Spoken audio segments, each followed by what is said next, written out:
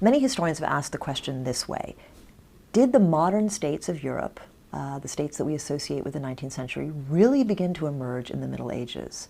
And in order to answer this question, we of course have to think about what are the features that we associate with the modern state. We associate, we think about the modern state as being something that has fixed borders that can be defended. We think about the modern state as having sovereignty. Sovereignty being a very difficult thing to define, but essentially, do people respect the fact that your state exists, and do they not try to invade it? Does the state have political institutions which can survive over time, and that can survive incompetent leadership or changes of leadership? And most importantly, does the state have the loyalty of its citizens? Do the citizens owe their primary loyalty and indeed sense of identity to the state, or do they owe it to some other group of people?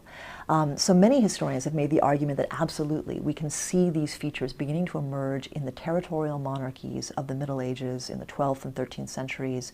We can see the emergence of stable institutions, Parliament, for example, in England, or Parlement in France, and that these institutions change, but they manage to maintain a certain amount of power. The office of the king himself becomes something that is institutionalized. Do we see states starting to have recognizable borders? Well, yes and no, but that is something that is emerging in this period.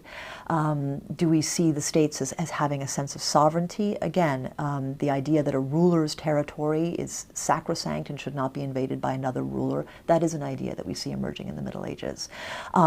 But what the question really comes down to is, do we actually have a sense of group identity which is tied to this thing, the state, and not to some other entity?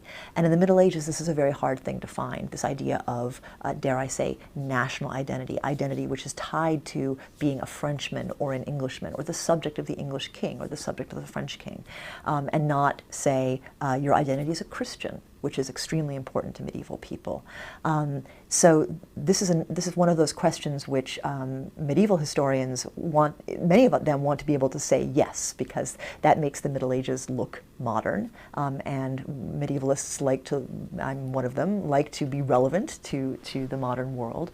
But on the other hand, we have to recognize that many of the features of nationalism are not present in the medieval state.